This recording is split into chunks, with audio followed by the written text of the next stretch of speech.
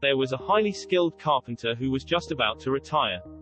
He was retiring after a long and dedicated career in building houses. He was master in his work and was extremely famous for his extraordinary work. At the very beginning of his career, when he joined a prominent contractor, he had been required to make a very special promise. The carpenter had to promise the contractor that every house he built would be built as if it was the most important project he had ever been given. He also had to promise that every house would be built with full of creativity, dedication, love and care. Getting ready to retire, the carpenter went into his boss's office to inform him about his plans. The carpenter said, "The house I have just completed would be my last. I would like to retire from the services now." The boss said, "I am sorry to see you are leaving our organization. May I request you to be kind enough to do a final favor for me?" The carpenter replied, "Please sir, tell me what can I do for you?" The boss said, "Just build me one more house, then you're free to go." The carpenter, who respected his boss to a great extent, agreed and immediately started to work on the new house. But unlike every other house he had built over the past few years, he did not use the full extent of his expertise with this final one. He took every shortcut he knew, to finish the project in record time.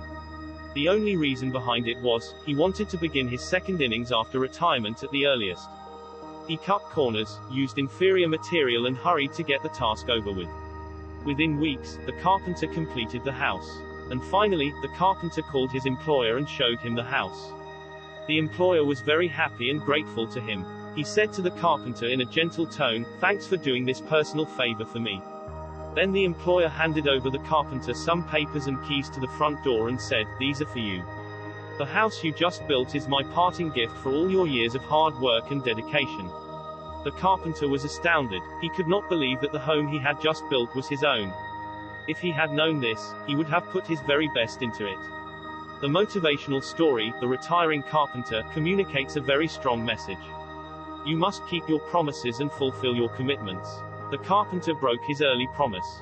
He failed to keep the promise he had made to his employer and to himself, the promise that he would do his work with excellence and true mastery of his craft. As a result, he did not put in his full efforts to build his own house. Just because he breached his commitment, he ended up living in the only inferior home that he had ever built. Similarly, in our life we break promises and end up living in less than ideal circumstances that we have created by our own actions. The short motivational story makes us to realize that whatever we do in our day-to-day life, we should do it with utmost passion and love, just like it's for your own self.